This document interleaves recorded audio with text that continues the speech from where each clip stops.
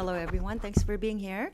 I ask unanimous consent that the following members be allowed to sit on the dais and participate in today's hearing. Representative James Moylan of Guam, welcome. Thanks for joining us. Without objection, so ordered. The Subcommittee on the Indo-Pacific of the House Foreign Affairs Committee will come to order. The purpose of this hearing is to examine the Chinese Communist Party's increasing aggression in the South China Sea.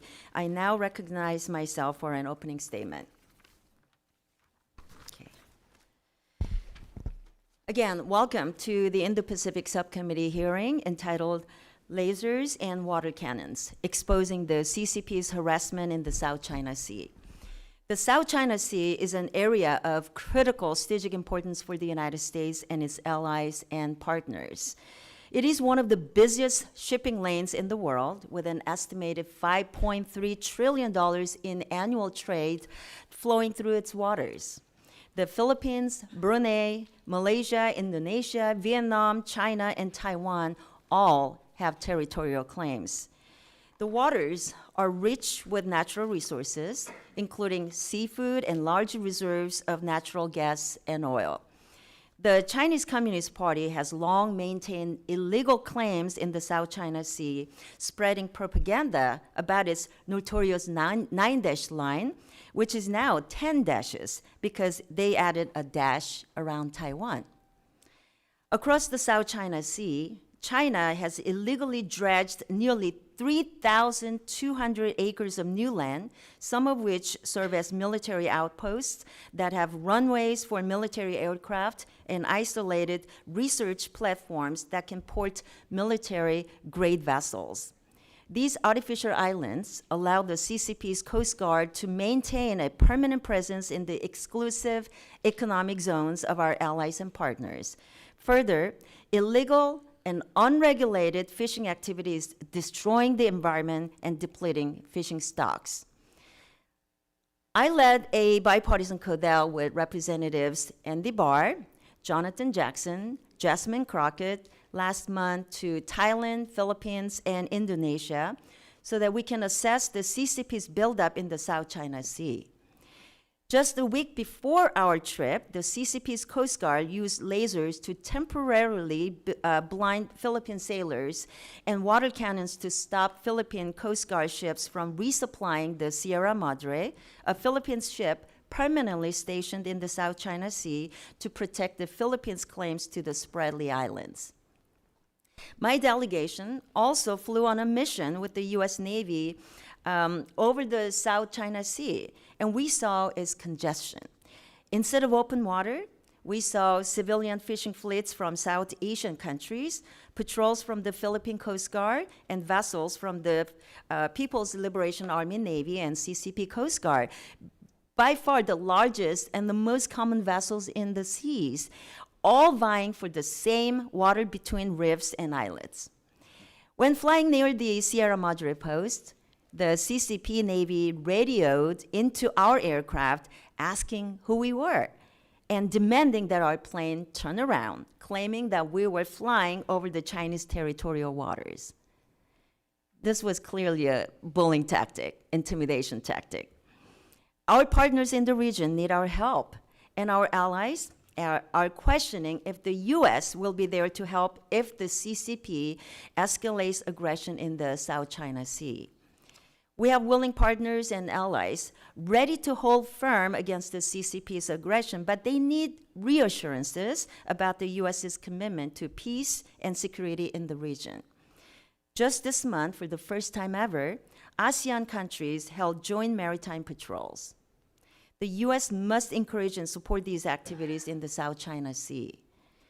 Congress must take the CCP's aggression in the South China Sea seriously and ensure that our allied nations are getting the assurances from the administration that they need. This starts with ensuring our military is supporting these countries' maritime domain awareness missions. The U.S. must also strengthen its economic relationships with countries in the region as the CCP seeks to use its economic influence as a means to achieve political goals. The administration's rhetoric about trade in the region has been positive, but has not been met with deliverables. Finally, the administration must stop sidelining Congress on its fruitless engagements with the CCP. A number of senior officials have met with the CCP in recent months, while the CCP continues to double down on militarizing the South China Sea and acting aggressively toward the U.S. allies and partners.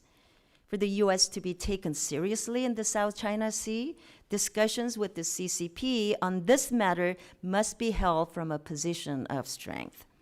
So I look forward to hearing the witnesses' testimonies, and I yield the balance of my time. And now the chair recognizes the ranking member, the gentleman from California, Mr. Rivera, for your opening statements. Thank you, Madam Chairwoman, and I want to thank the witnesses for being here, and appreciate the importance of the recent delegation that you led, and unfortunately was not able to make it. But over the last several years, have been able to visit each of those countries and share the concern about what we're seeing in the South China Sea, and also share some of the issues that you raised in terms of what our strategy is, how we stand with our allies in the region. I want to applaud the Biden administration actually for early engagement, early 2x2 high-level meetings, not just in the Vietnam, Indonesia, the Philippines, but also within all the ASEAN countries. The president's recent visit to the G20, followed by a stop in Vietnam, and the announcement of what it really is a historic agreement, the comprehensive strategic partnership with Vietnam, is exactly what we should be doing. And again, I think that's incredibly important. When I was in the Philippines just before the pandemic, it was a very different environment in terms of what the relationship was like with the United States under the prior administration. But I applaud the Biden administration's engagement with the Marcos administration, Secretary Austin's engagement and visits there, and the fact that we are going to be back in the Philippines, and with the harassment that the chairwoman has outlined in terms of Filipino fishing vessels, Coast Guard, et cetera, the reiteration that we do have an alliance with the Philippines, and if there is aggression against Filipino vessels, that the U.S. will uphold our mutual defense commitments to the Philippines in the face of an armed attack by the PRC. I think the president was very strong in his announcement. I think our friends and allies in the Philippines understand that this is an important strategic relationship. I also agree with, as much as I wish we had gotten TPP across the finish line, that's not where we are today, but the importance of economic engagement with the countries there. You see a lot of U.S. investment and support from the administration in terms of supply chain resiliency, redundancy, and the opportunities there.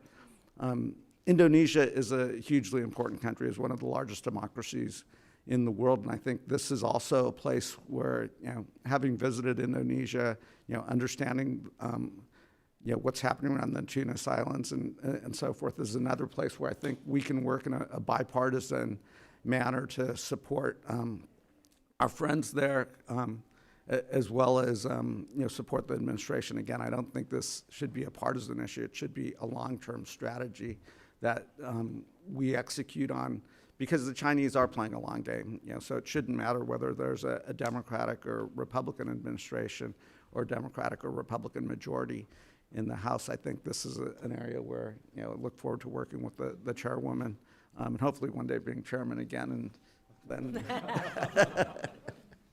so but again, I think this is a place where with my friends and colleagues on the subcommittee, but also across the full committee, there's great agreement on. And just one or two last comments. I'm really happy that the Coast Guard is here. I think the Coast Guard will be critical in helping work with and build up the infrastructure. When I was in Vietnam, we had those conversations, certainly in the Philippines, because the Coast Guard mission is not a military mission, but it's a law enforcement mission. And in that capacity as a law enforcement mission, it is about protecting the territorial integrity, the territorial sovereignty, the exclusive economic zones. The Chinese operate in the gray zones, and working to help build up Coast Guard capacity, having our Coast Guard make additional rotations through there, and then helping the countries in that region build up their own ability, and providing maritime domain awareness, et cetera. I think those are all incredibly important strategies that I see the Biden administration executing, and I certainly think Congress should be very supportive in providing assets, and others as necessary. And again, I know in the comprehensive strategic partnership with Vietnam, hopefully some of those will be forthcoming. So again, thank you for holding this incredibly important topic. Appreciate the prior hearing on the Indian Ocean region, which is also an area that we don't pay enough attention to, and we ought to pay attention to, so we don't find ourselves 4 years from now having these same issues there. So with that, I'll yield back, and again, thank you. Thank you, Ranking Member. Other members of the committee are reminded that opening statements may be submitted for the record. We are pleased to have a distinguished panel of witnesses before us today on this very important topic. Let me introduce our witnesses. First, Ms. Lindsay Ford is the Deputy Assistant Secretary of Defense for South and Southeast Asia at the Department of Defense. Thank you for joining us. Dr. Jung Park is the Deputy Assistant Secretary for Multilateral Affairs at the Department of State. Thank you for being with us. Vice Admiral Andrew Tiongson is the Commander, Pacific Area of the U.S. Coast Guard. Thank you for being with us. Thank you for being here, and your full statements will be made part of the record, and I'll ask each of you to keep your spoken remarks to 5 minutes in order to allow time for member questions. So let me now recognize our first witness, Ms. Ford, for your opening statement. Well, Chairwoman Kim, Ranking Member Bera, and distinguished members of the committee, thank you very much for the opportunity to come today and discuss how the Department of Defense is working with allies and partners to strengthen our common vision for peace and stability in the South China Sea. And I should say at the top, thank you all as well for the time that you have taken to go visit the region to understand the challenges that our allies and partners are facing there. I will say in my engagements with them, I consistently hear that they not only want to see members of the executive branch, but knowing that they also have support from the legislative branch in the United States makes a huge difference. So thank you. You have heard from leaders across the Department of Defense that our network of allies and partners is one of America's greatest strategic advantages and the center of gravity for the department's 2022 National Defense Strategy. As the NDS clearly states, close collaboration with our allies and partners is foundational to sustaining and strengthening deterrence in the Indo-Pacific region, including in the South China Sea. We cannot confront complex and interconnected challenges alone, and the South China Sea is no exception. Over the last decade, as you mentioned, the People's Republic of China has increased the scope, the scale, and the pace of its approach to assert control over the entirety of the South China Sea. They've constructed multiple military outposts on occupied and reclaimed features in the Spratly Islands and steadily equipped these outposts with an increasing array of advanced military capabilities. The PLA has sharply increased coercive and risky operational behavior in the air and at sea, threatening lawfully operating American, allied, and partner forces. This includes sinking Vietnamese fishing vessels, using military aircraft to harass Malaysian offshore energy exploration, flying within 20 feet of U.S. military aircraft, and deploying water cannons and military-grade lasers to block and target Philippine resupply boats headed toward Second Thomas Shoal. Despite these attempts to assert further control of the South China Sea, there is another better vision, one that is shared by both the United States and the region. And over the past year, we've seen an unprecedented number of states enhance efforts to support rule of law in the South China Sea, which is a very encouraging development. As you saw earlier this week, the Philippine Coast Guard took a bold step in defending their own sovereignty by removing a floating barrier installed by the PRC Coast Guard near Scarborough Shoal. And in the face of PRC threats and intimidation, we've seen Indonesia, Malaysia, and Vietnam continue to expand their offshore energy exploration efforts and challenge PRC encroachment. We've seen partners across Southeast Asia and beyond the region come together to condemn PRC behavior in the South China Sea, including in August, Australia, Japan, Canada, the United Kingdom, and the EU all protested the aggressive PRC maneuvers that we saw against the Philippines at Second Thomas Shoal, In the recent Camp David summit that President Biden convened with Japan and South Korea, all three nations strongly condemned the PRC's aggressive behavior in the South China Sea. And just days ago, members of the G7 opposed the PRC's militarization of the South China Sea and called on them to uphold the principles of the law of the sea. While our allies and partners have taken great steps to stand up for our shared vision, DoD is also taking an increasingly proactive approach to counter PRC coercion. A key element of this approach is building asymmetric advantages for our allies and partners. Since 2016, the department has allocated over $475 million in capabilities that enable Southeast Asian partners to sense, share, and contribute to regional maritime security. And we are laser focused on identifying new and cost-effective emerging technologies that will bring greater capability to our allies and partners more quickly. Beyond the investments we're making in ally and partner capabilities, we have enhanced the complexity of our military operations in and around the South China Sea to ensure deterrence is strong. Earlier this year, the Nimitz Carrier Strike Group in the USS Ronald Reagan conducted multi-carrier, multi-domain operations in the South China Sea. And in June, Canada, France, and Japan all joined us for a large multinational exercise in the South China Sea. Just this past month, we are very proud to have conducted our first joint bilateral sail since 2016 with the Philippines, an important step in our alliance. We've expanded the scope, the scale of our annual exercises with partners, including Garuda Shield, which is one of the largest multinational exercises in the region, and Exercise Bala Katan with the Philippines, which this year, for the first time, included high-end coastal defense, cyber defense elements, again, showing how we are strengthening and modernizing our relationship.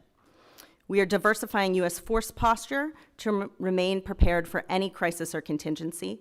That includes regular rotational deployments of U.S. P-8s and littoral combat ships with Singapore, and in the Philippines, recently agreeing to 4 new enhanced defense cooperation sites that U.S. forces will have access to. Finally, we are making a concerted effort to support multi- and minilateral coalitions of allies and partners, supporting networked security architecture of like-minded nations.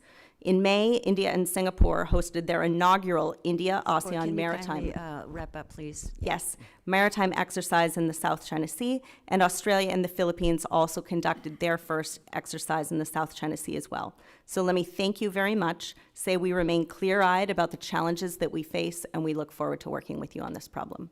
Thank you, Ms. Ford. I now recognize Dr. Park for your opening 5 minutes statement. Chair Kim, Ranking Member Bera, and distinguished members of the subcommittee, thank you for the honor and the privilege of speaking with you today on the South China Sea. We have seen a clear and upward trend of PRC provocations in the South China Sea, including efforts to exercise its expansive and unlawful maritime claims. The PRC routinely harasses vessels lawfully operating in their respective EEZs and on their continental shelves. Further, the PRC uses intimidation, harassment, and unprofessional maneuvers at sea in areas where it has failed to put forth lawful maritime claims. For example, PRC aircraft have increasingly engaged in unsafe intercepts of U.S. and other military aircraft in international airspace over the South China Sea. The PRC likewise has interfered with our ally, the Philippines' exercise of high seas freedoms in conducting routine resupply missions of the Philippine Marines stationed aboard the BRP Sierra Madre at Second Thomas Shoal, a low-tide elevation located on the Philippines' continental shelf and well within its exclusive economic zone. The world witnessed the PRC's dangerous and provocative conduct on August 5th when the China Coast Guard used water cannons and, along with PRC maritime militia vessels, employed unsafe blocking maneuvers against Philippine vessels. We saw similar behavior during later resupply missions on August 22nd and September 8th, and again most recently when the PRC reportedly installed a barrier to prevent Philippines fishing vessels from entering Scarborough Reef. We have made clear that we stand with our Philippine allies and have reaffirmed that an armed attack on the Philippines' public vessels, aircraft, and armed forces, including those of its Coast Guard in the South China Sea, would invoke the U.S. mutual defense commitments under Article 4 of the 1951 U.S.-Philippines Mutual Defense Treaty. We have seen similarly dangerous PRC conduct against a Vietnamese fishing boat on August 28th that resulted in injuries to Vietnamese fishermen. An open and accessible South China Sea is vital not only to global peace and stability, but also to the global economy. Nearly 1/3 of global trade runs through the South China Sea, worth about $3 trillion US. We therefore have a strategic interest in upholding the rights of all countries to exercise freedom of navigation and overflight. Indeed, all nations have a vital interest in preserving the international law of the sea from maritime claims that do not comply with international law. In keeping with our long-standing policy on this vitally important waterway, we take a strong and principled position that all states, including those with competing claims to parts of the South China Sea, should comport their maritime claims with international law, as reflected in the 1982 Law of the Sea Convention. The administration's approach to protecting this critical maritime domain falls into 3 key lines of effort. 1, diplomatic outreach to promote respect for international law and the rules-based order, emphasizing the need for peaceful settlement of disputes.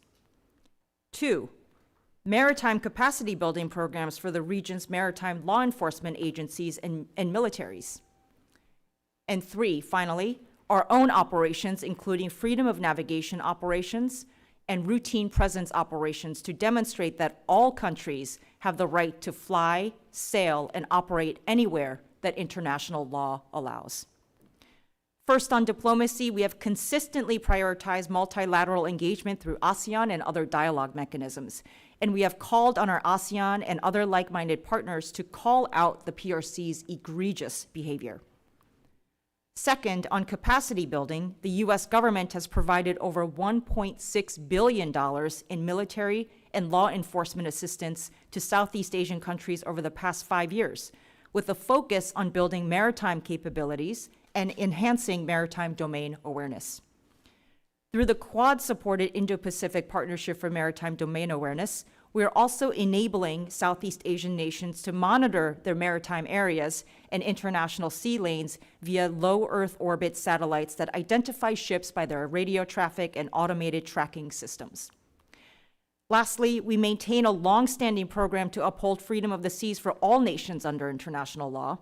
The United States conducts regular FONOPs in the South China Sea to demonstrate our commitment to these rights and our firm opposition to the PRC's and other claimants' unlawful maritime claims.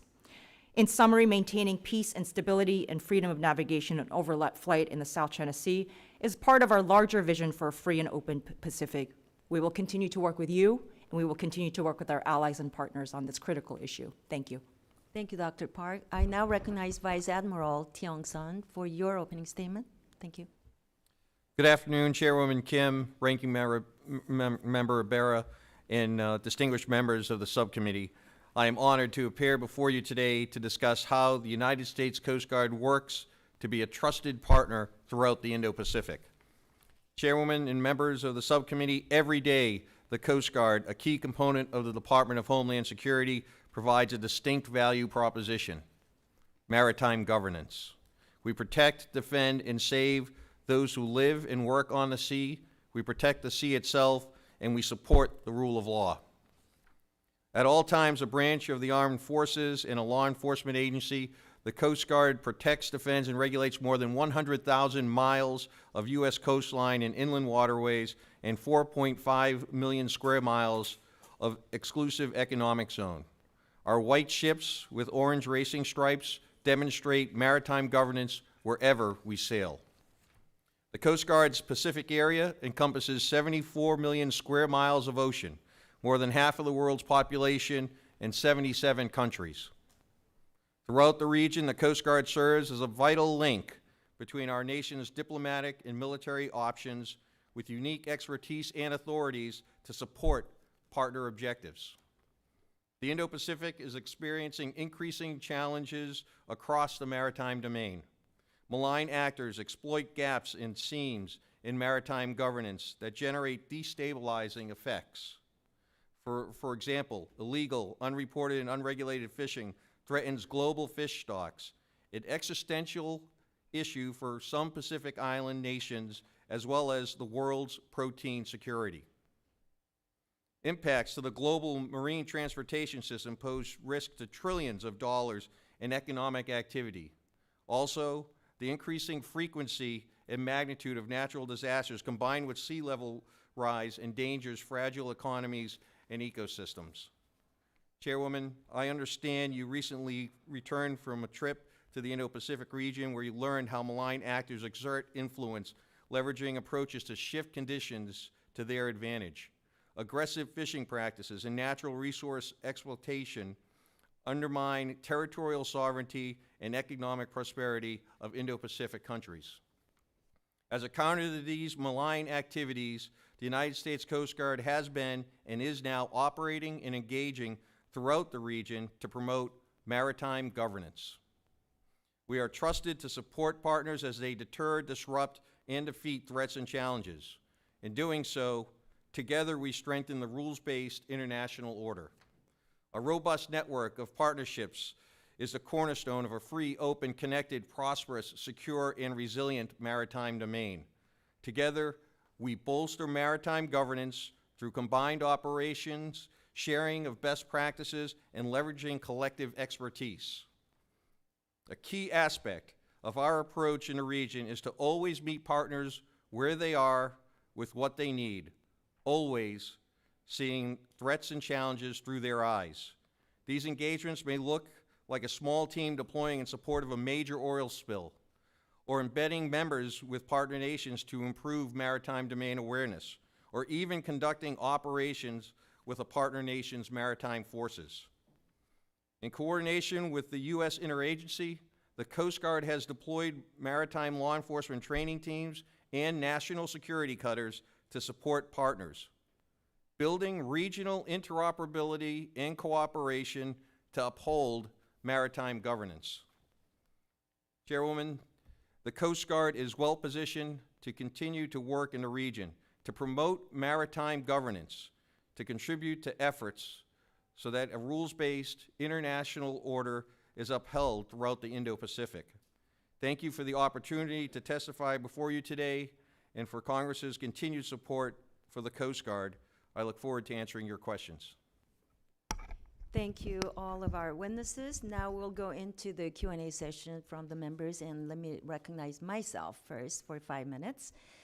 The CCP continues to ignore the 2016 Permanent Court of Arbitration ruling that its 9-dash line has no legal basis and its artificial islands do not create its own exclusive economic zones, yet they continue to deploy the vessels to patrol the sea, intimidate our allies and partners, and swarm reefs. Dr. Park, right? Will the CCP ever resolve their disputes in the South China Sea through a rule of law approach, which I think we know what the answer may be, but will they always resort to might makes right? Thank you, Chair Kim. And that's exactly what we're trying to push back against, and to make sure that our allies and partners are 100% resilient to those challenges.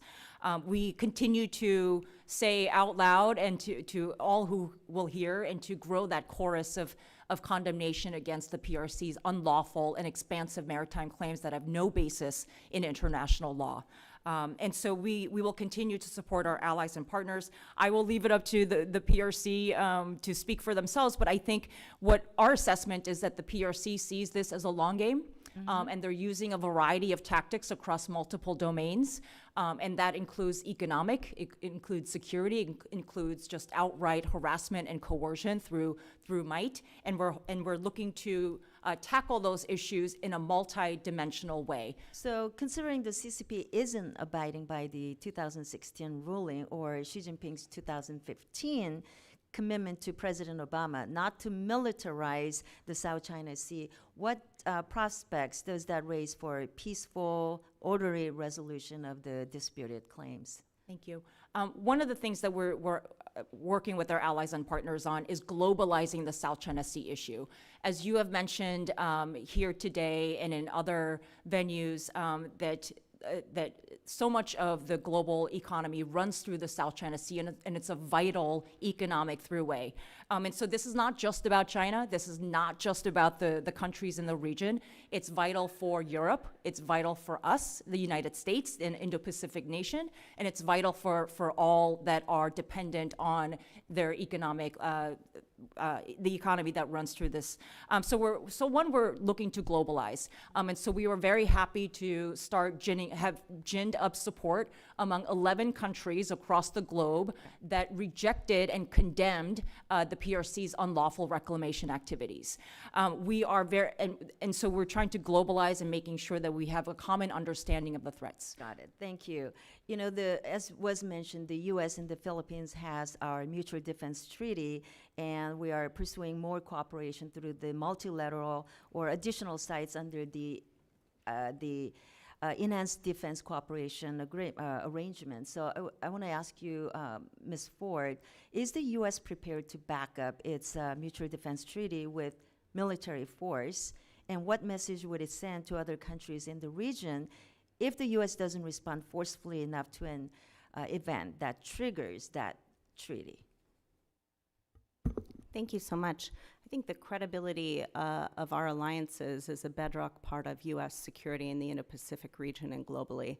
And that's one reason that the department has been incredibly clear that when it comes to our treaty commitments to the Philippines, we believe an armed attack against Philippine armed forces, public vessels, aircraft apply in the South China Sea. That includes the Philippine Coast Guard. And we have said repeatedly and will continue to say that we stand by those commitments absolutely. Thank you. You know, our delegation also visited the Subic Bay, and I just wanted to ask you, what lessons did we learn from Subic Bay to ensure that we don't lose the critical infrastructure to the CCP in that region? Would you be able to answer that? I'd be happy to chime in here. I actually had the opportunity to visit Subic earlier this year. I think we are very pleased to see that an American company is now helping with the administration of the Hanjin shipyard. I walked that shipyard. It's one of the largest shipyards in the world. It is critical strategic infrastructure. And the fact that U.S. companies are cooperating and helping to build jobs and make sure that that strategic area stays in friendly hands, I think is incredibly important. Thank you very, very much. At the time we visited, we weren't allowed to name the company name, but I guess it's becoming very clear that it is becoming final, Hanjin? The Hanjin shipyard is currently being administered by an American company. Great, thank you. All right, let me now recognize Ranking Member Berra for 5 minutes of questioning. Great. Thank you, Madam Chairwoman. I'm going to yield 5 minutes to Representative Jackson, who I know accompanied you on the CODEL recently and unfortunately has a time commitment. So I'd love to yield him that time.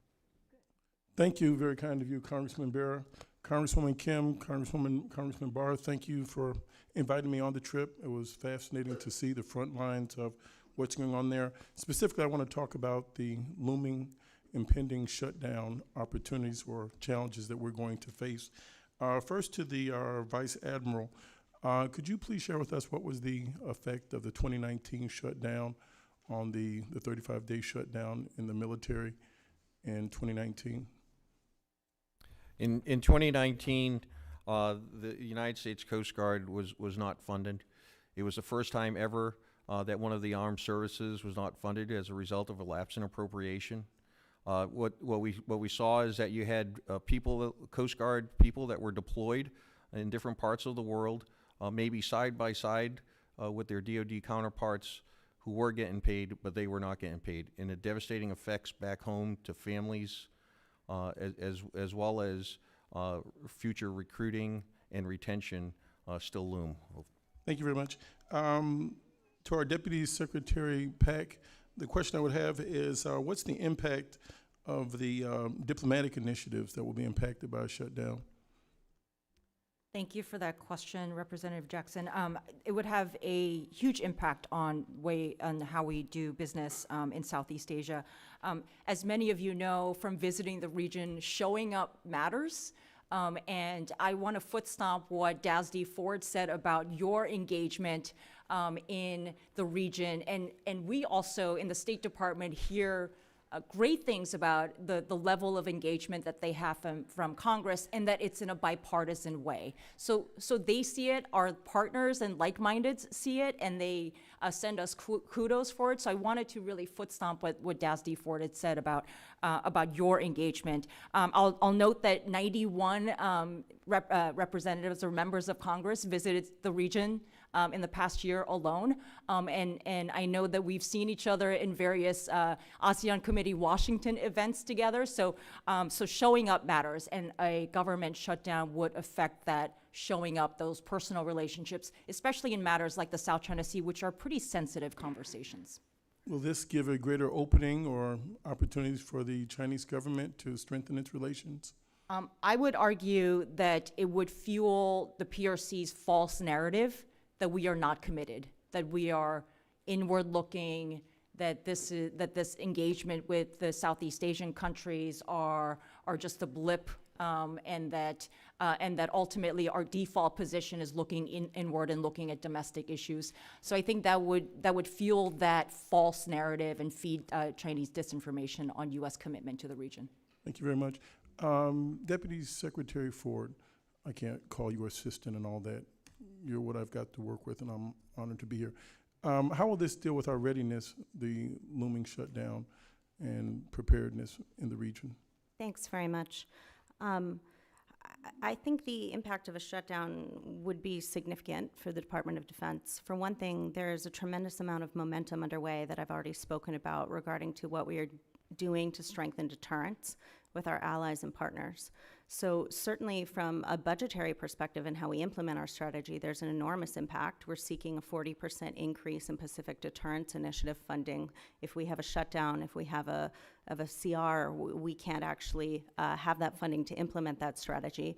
For U.S. forces, for civilians, the work that we undertake in the Department of Defense on a daily basis to oversee the planning of our exercises and everything else, we will not be able to implement anymore, and you will have personnel across the Department of Defense who don't know when they're getting their next paycheck. They're focused on that rather than focusing on all the things that we ought to be doing to maintain deterrence on a daily basis. I thank you all for your service. Thank you, Chairwoman Kim, for inviting me and letting me have this opportunity. Thank you again, Congresswoman Bera and Mr. Barr. I yield back my time. Thank you, Rep. Jackson. It was really good to have you. Now recognize Representative Barr for 5 minutes. Thank you, Chair Kim, and thank you for your leadership in leading us on the CODEL. It was great to be with Congressman Jackson and Congresswoman Crockett. And I do think, Dr. Pack, to your point, and hopefully our State Department diplomats forward deployed over there saw the bipartisan unity that we expressed to our partners and allies and counterparts over there. Let me start with Admiral Tiangson, because we met when we were in Manila with our Filipino Coast Guard leaders there, and it was apparent in our conversation with the Filipino Coast Guard that they do not currently have enough assets to adequately confront the well-funded Chinese Coast Guard and gray zone operations. And they asked for help, and they specifically asked for more assets and ships. How is the United States Coast Guard working with the Filipinos to expand the capabilities of their Coast Guard? Do we have enough assets, cutters and whatnot, that could be deployed to the South China Sea to assist in those law enforcement operations? We have a very strong relationship, as you observed, with the Philippine Coast Guard. In fact, the Philippine Coast Guard, we have our largest security sector assistance program with them.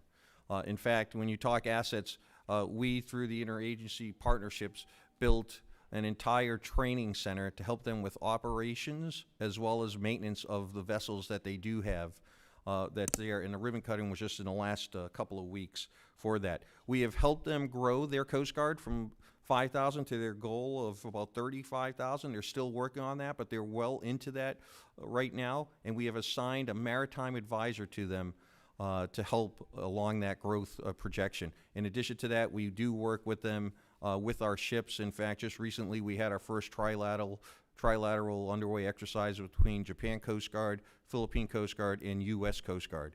Now, you all are doing a great job, and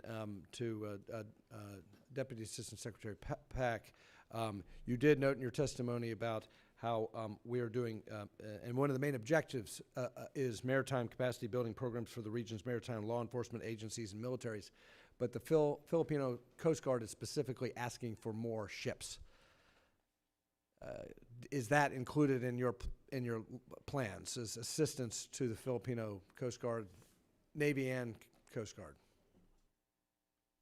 And thank They you. can't confront the PLN with what they've got, is what they're telling us. Right. The Admiral has mentioned the Japan relationship and how and that's part of our efforts to knit together groupings and of like-minded countries together. And so I just hosted in July a maritime dialogue with the Philippines, and they brought a sizable contingent to talk about these and other issues. And part of the State Department's goals there is to make sure that we're consulting frequently and in depth to talk about exactly what the Philippines need, Coast Guard capabilities and otherwise. That's great, and I'm running out of time, so my last two questions are to Deputy Assistant Secretary Ford. The Sierra Madre it's falling apart. It's not a permanent solution to the second Thomas Shoal issue. As Chair Kim pointed out, we were, we flew over in a P-8 over the Chinese Coast Guard vessel there that's right off of the shore. They clearly want it. They want to militarize that, just like they've done with Fiery Reef and Mischief Reef and all of these others. What is the long-term plan to help the Filipinos defend their exclusive economic zone beyond a temporary Sierra Madre situation there? And then last question, the EDCA sites in the Philippines. This is a big, important development. What are we going to do at those EDCA sites? What does Indo-PACOM want? And why not make, and I know we met with Ambassador Carlson, and I know there's some internal diplomatic challenges, but why not make Subic an EDCA site? And can we not work with the Filipino government to reestablish a U.S. naval presence beyond just the shipbuilding activity there at Subic? Thanks very much, Representative. We are in regular conversations with our Philippine allies about how we help them modernize their capabilities. And so we're doing a number of things. We are in the process of negotiating a multi-year security sector assistance roadmap that will enable us to bring more maritime capability more quickly to them. We have committed to negotiate a GSOMIA by the end of this year that will enhance our information and intelligence sharing that enables them to have a better understanding of what's going on. And we recently concluded defense guidelines that talk about how we will actually enhance our operational planning to enable them to be more effective in what they do on the water and in the air in the South China Sea.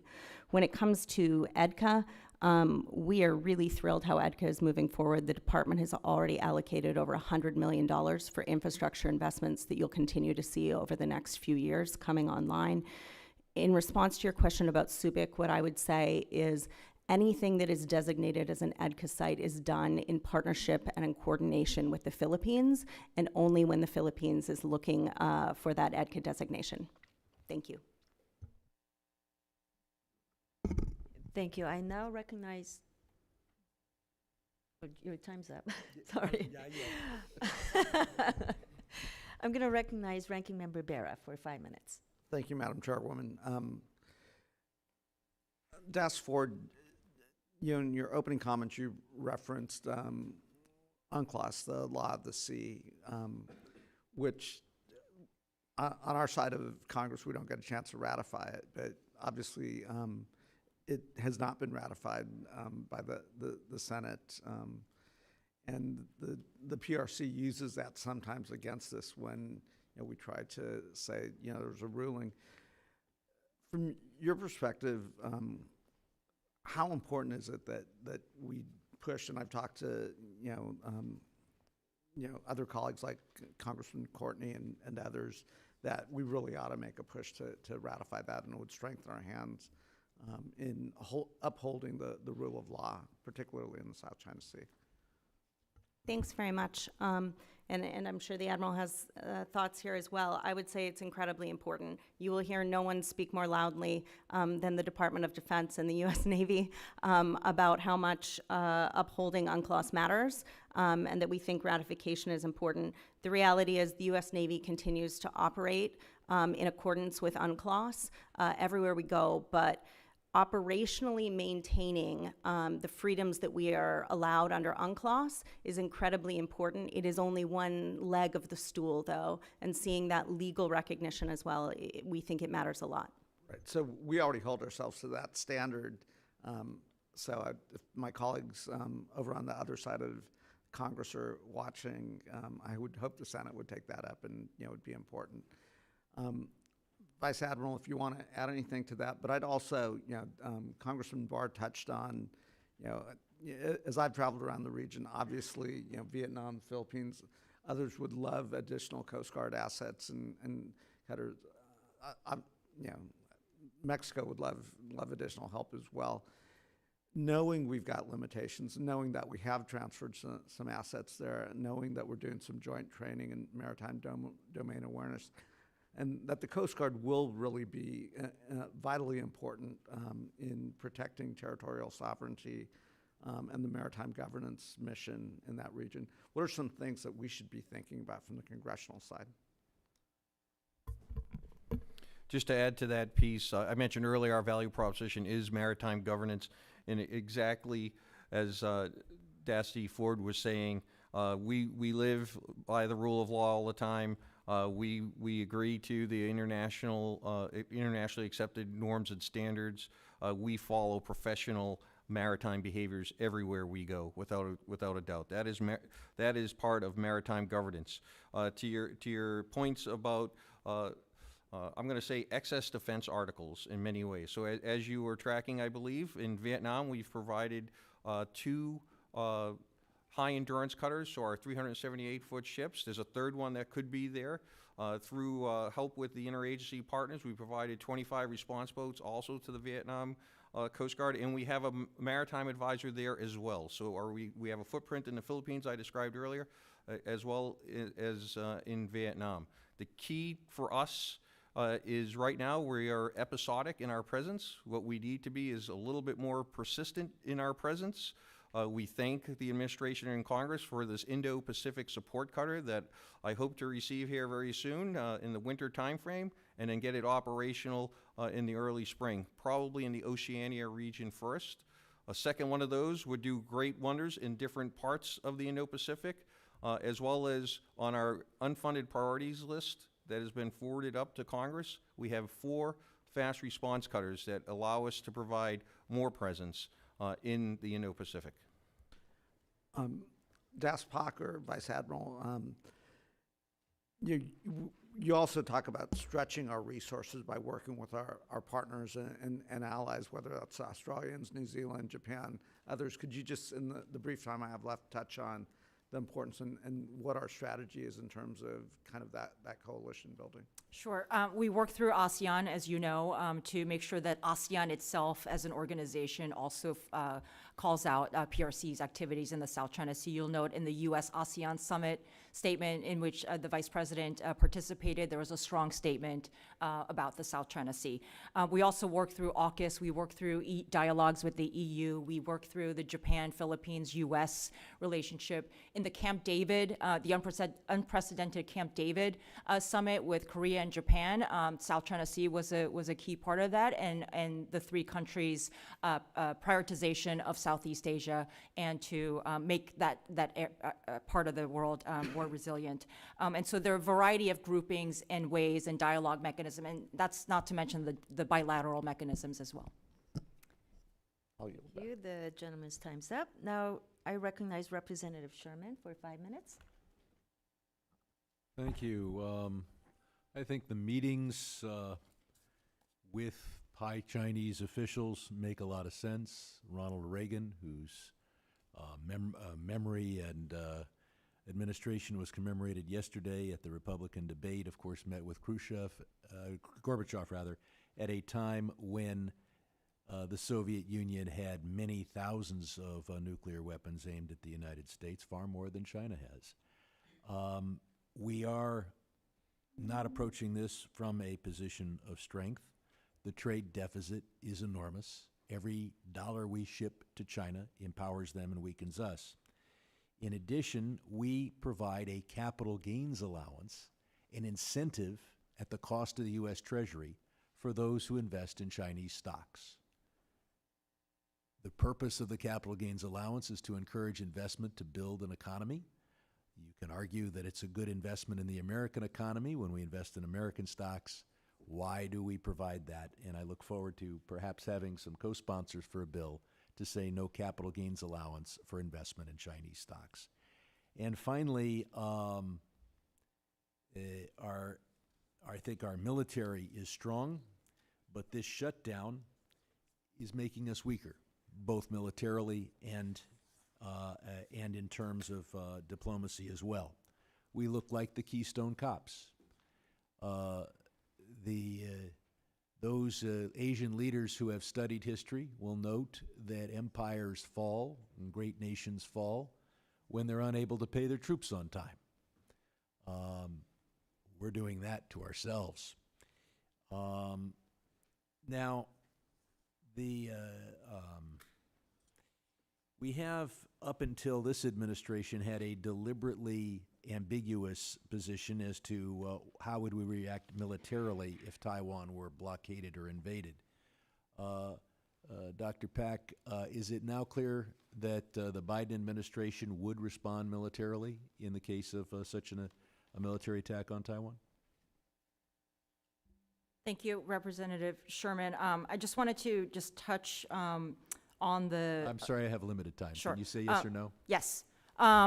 For over 4 decades, we have abided by our One China policy that's been guided by the Taiwan's Is it our Relations policy Act. to respond militarily if Taiwan is invaded? Well, we will Yes, make, no, or the United ambiguous? States will make available Taiwan defense articles and services necessary to enable it to maintain sufficient self-defense Our capability. response may not include putting American lives at risk?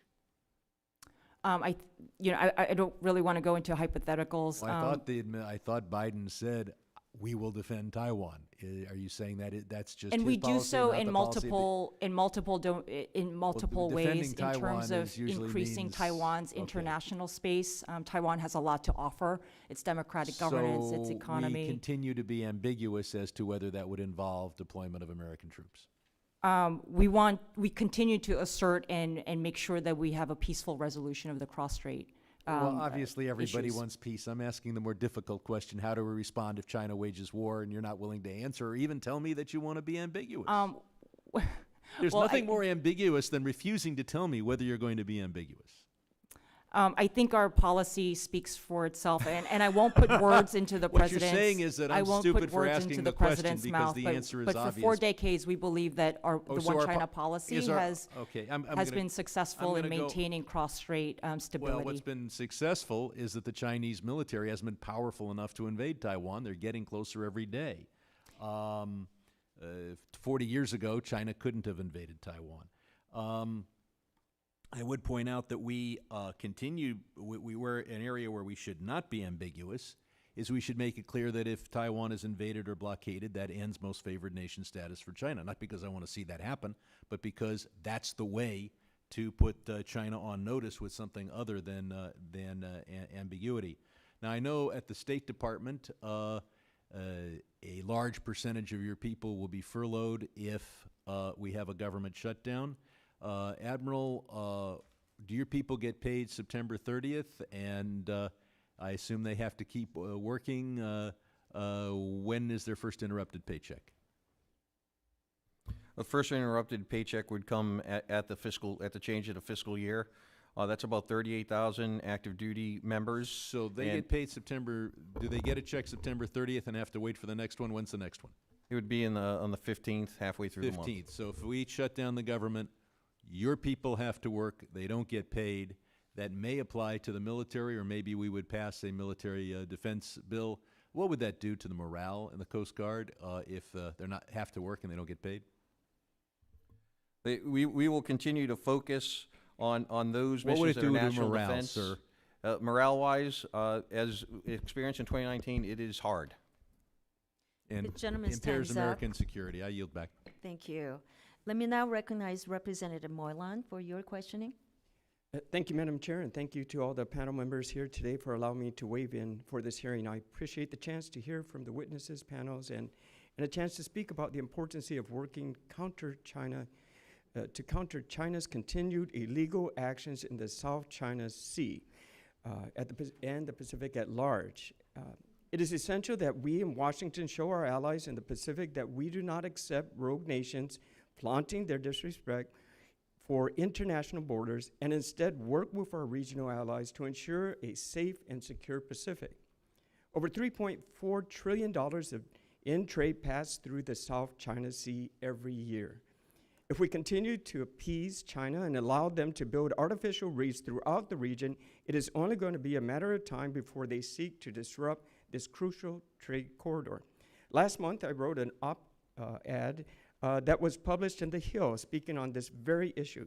Madam Chair, I ask unanimous consent that the op-ed titled, "The U.S. Must Send a Strong Message in the Face of China's Harassment of the Philippines," to be entered into record. Without objection. This op-ed, I called for the increase of joint patrols with our regional allies and inclusion of the Philippines in future Quad Plus as well. My first question for Assistant Secretaries Pack and Ford, do you think we should seek to include the Philippines in future Quad Plus discussions? And when will we begin to seek more bi- and multilateral arrangements in the Indo-Pacific involving one of our closest regional allies? Thank you very much, Representative. Those are great questions. I'm really thrilled to hear you advocating for joint patrols, which, as I mentioned, is something that we just engaged in with the Philippines.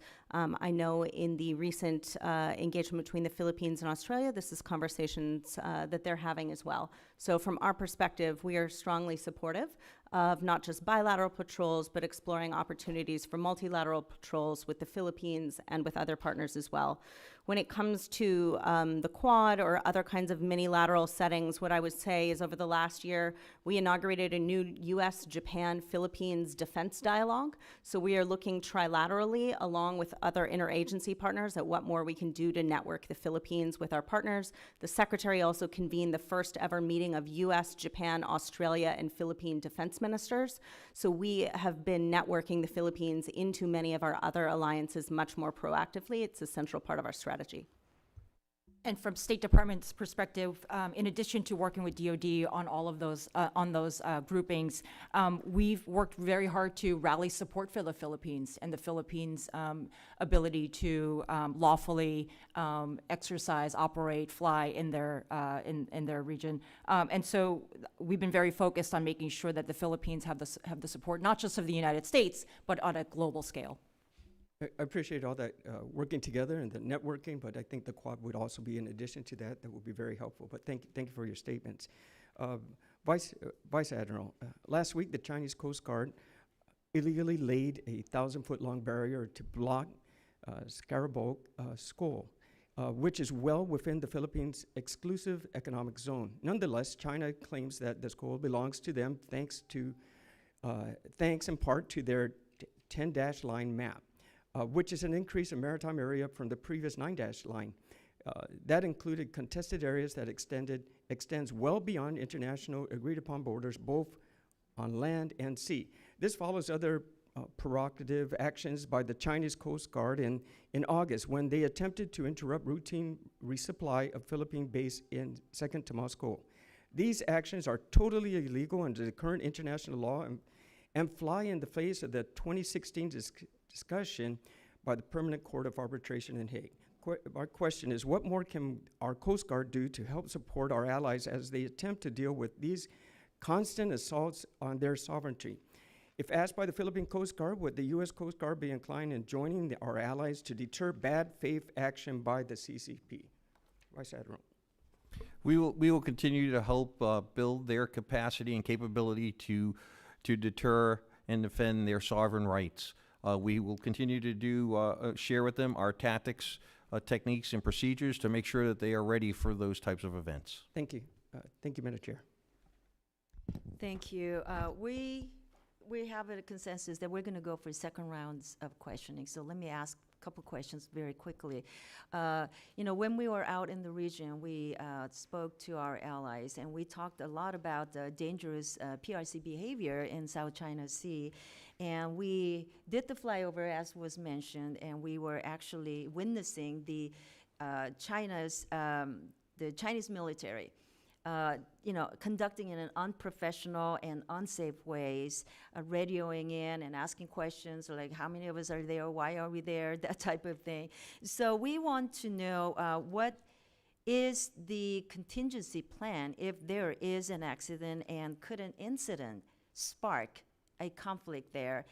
And when we were talking to the Philippine Coast Guard and our counterparts with the Philippine, the officials, they were talking about, there is the hotline. The problem is they don't even pick up the hotline.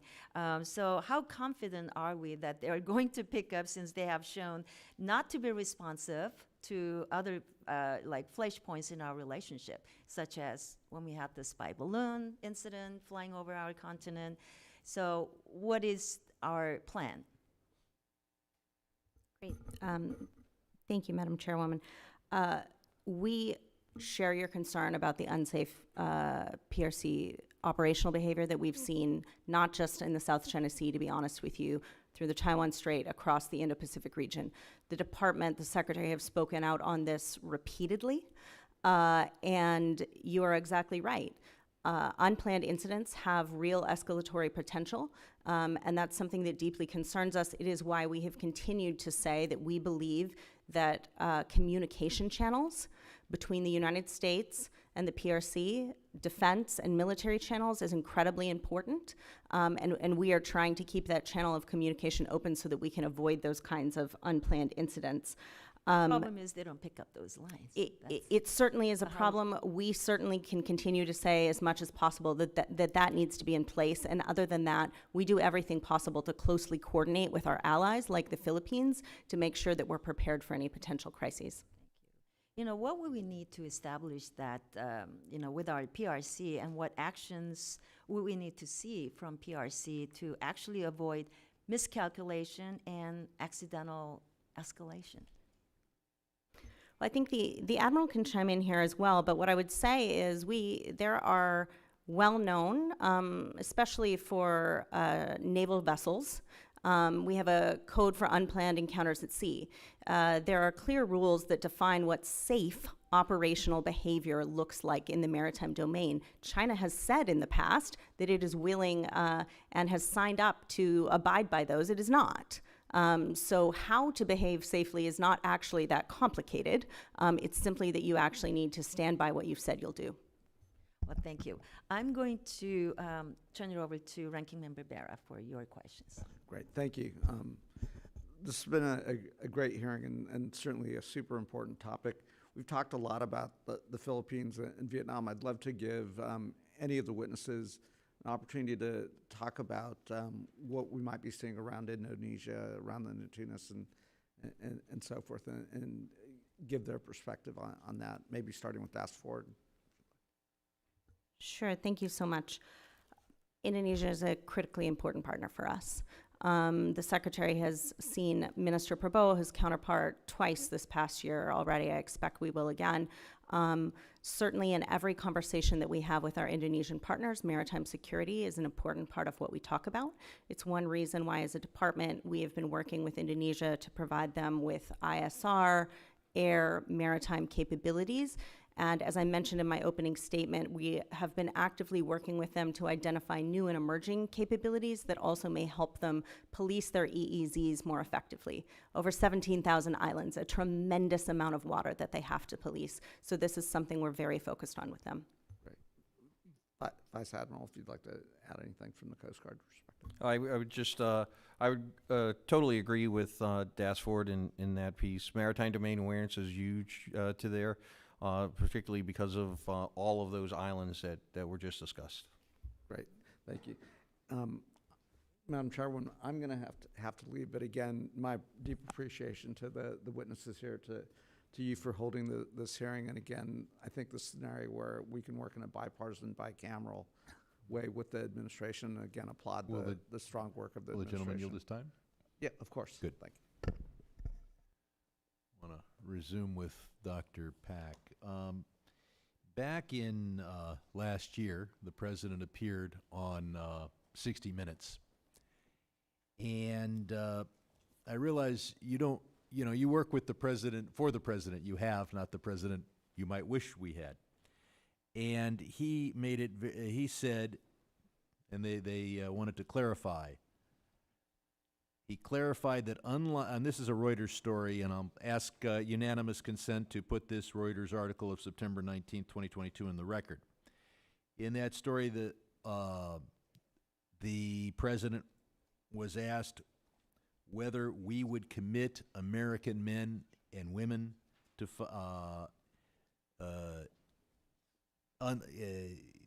fight if Taiwan were invaded, and he said yes. Are you saying that the president's words are not the words of administration policy?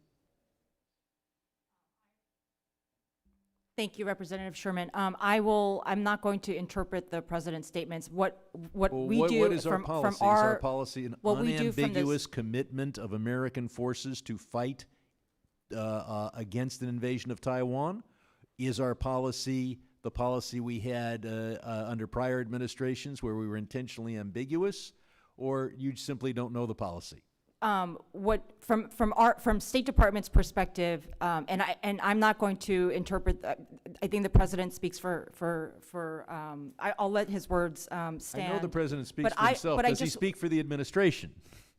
I want to say that what we're doing very intensely is to make sure that there is no conflict in the Taiwan Strait. We both given want peace. that- I'm asking you a question: how do we react if there's an invasion? And your response is, "Well, we don't want an invasion." I think I That's don't- not a I don't response, want to that's go a into the refusal to answer. If you hypotheticals want to of how refuse to that answer, might just happen. say you refuse to answer.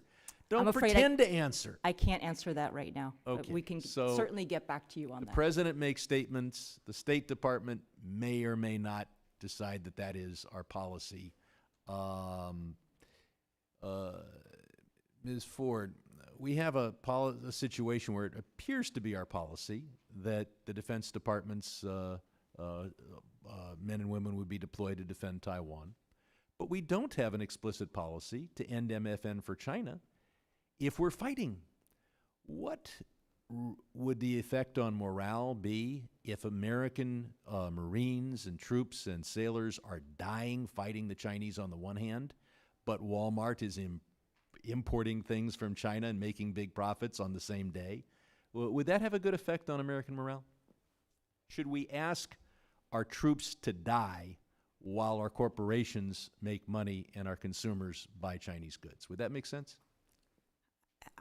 I can't tell you what the effect specifically of most favored nation status or not would be. I would not say the asking for most Department of favored nation status. I'm asking Defense if takes very seriously the morale of our troops, the well-being of our troops. We never want to see them in harm's way, and I think asking that's you why what we're very effect it would have on our troops deterrence. if corporations are making billions importing goods from China on the same day when our Marines and sailors are dying in the Taiwan Straits. Would that have an effect on morale? Yes or no, or you don't know? Sir, my job is to make sure they're never in harm's way, and that's why we're focused on deterrence. So we don't need to have a hearing about how to react if Taiwan is invaded, because we just hope that it won't happen. I don't think we hope. I think we're We laser pray. focused on deterrence, work. and there are a number of things we're doing to enhance our posture and capabilities to make sure the deterrence remains strong. And are you 100% sure that those efforts will be successful? I'm very confident that deterrence is strong today, and we are doing what we But need you're to not do to make confident, sure you're not it remains 100% strong. sure that the deterrence will be successful, and you refuse to respond how we will react if the deterrence is unsuccessful. The most important part of deterrence is to identify for the Chinese what our response would be, and you won't even tell me that it's illogical and harmful to morale to make billions in trade on the same day when our troops are dying in the Taiwan Straits. It sounds like, other than telling me that you don't want Taiwan invaded, you don't want to answer any questions. And that's fine if you would just be honest enough to say you don't want to answer any questions. Although why you would come here and testify is up in the air. Admiral, I do have one question for you, and this is on the dovish side.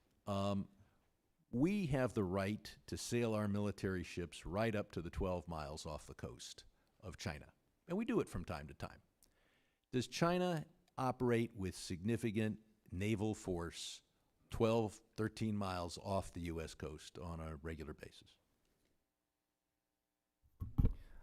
I do not, I haven't come across any incursions of that to our territorial seas.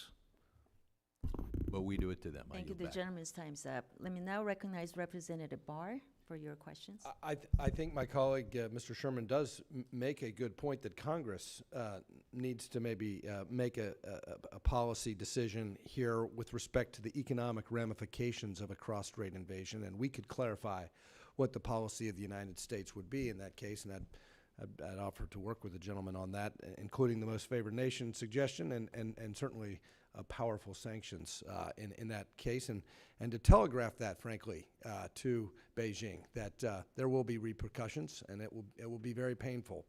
Let me go back to Dr. Pack on the 9-line, 10-line issue. I know that, and I applaud the administration's policy of trying to bring more international consensus on this question that really it should not be a subject to debate given the UN Tribunal's 2016 unanimous determination that this is a violation of international law. But what can we do with the United Nations and these allies and partners to delegitimize China's claims on the 9-line? How can we amplify the international court ruling from the UN? I'll give you one suggestion from our Filipino partners, which was to have a resolution in Congress referring to this body of water as the West Philippine Sea as opposed to the South China Sea. Now, I know Vietnam has some claims there which could complicate matters, but what is the State Department's position on a renaming of that as the West Philippine Sea? I don't have a technical answer to that, Representative Barr, but over and over again, we foot stomp this on the legally binding nature of the 2016 award. We do that bilaterally with the PRC, and we do it in multilateral fora when the PRC is also in that room, and that's echoed by all of our like-minded allies and partners. Xi Jinping lied to President Obama. He lied to President Obama. I can say it, maybe you can't, but that's what he did. And you will hear us say that loud and clear from the hilltops and the mountaintops about the 2016 award being legally binding on all parties. As you know from your trips and your conversations, the PRC has been trying to erode that and trying to delegitimize that 2016 ruling, but we will continue to keep yelling it from the mountaintops that this is legally binding. Thank you. Keep it up. And to Das Ford, what are the solutions to pushing back and preventing further PRC buildup and militarization of the reefs in the South China Sea or West Philippine Sea? And the reason I say that is you know, it's the militarized Spratly Island outposts are a threat to U.S. forces in the Taiwan scenario. So preventing further militarization or artificial island building is important for the Taiwan scenario for U.S. forces moving in that 440 nautical miles north, but to have China on the south end of that. But what do we need to do to eject the Chinese or at least limit further militarization? I think that's really important for the Defense Department. Thank you. I agree with you very much, Representative. So what I would say is the first thing that we need to do and are doing is to bring more awareness and transparency about what the PLA is actually doing in the South China Sea, including on its outposts. So that's one reason for us. We are very focused on information sharing, and we are working with allies and partners to make sure that it is more publicly known what is taking place in the South China Sea. And let's emphasize your testimony. Advanced anti-ship cruise missiles, long-range surface-to-air missile systems, J-20 stealth fighter jets, laser and jamming equipment, military radar and signals intelligence capabilities. Not just in the South China Sea, in the exclusive economic zone of the Philippines. This is preparing for war. They don't do this other than that purpose, and that's what the American people need to understand there. I'm running out of time, but let me just ask one final question to Dr. Pak, and I promised the Foreign Minister of Indonesia, Marsudi, that I would communicate back to Secretary Blinken on this and to the State Department. The Indonesian government was very disappointed that Vice President Kamala Harris was dispatched as opposed to the president when he was right there at the G20 and went to Vietnam. Yes, a partner, but a communist country. They are the fourth largest population country in the world and a democracy. If we want to send a signal that Indonesia is our friend, we need the president there. Thank you. The vice president attended, and she was hugely successful. She had great meetings with Waisili. She had great meetings with Indonesian officials. As you might be tracking, the President Jokowi will be in Washington sometime in November, and so we look forward to welcoming the Indonesian government. Thank you. My time has expired. Thank you. I want to thank all the witnesses for your valuable testimony and engaging with our members and answering tough questions too. At times, pretty feisty engagement. Thank you so much. The members of the committee may have some additional questions for the witnesses, and in that case, we ask you to submit those answers in writing. And let me now recognize myself some closing remarks. You know, as the witnesses noted, as you noted, the PRC is ramping up their aggression and military footprint in the South China Sea.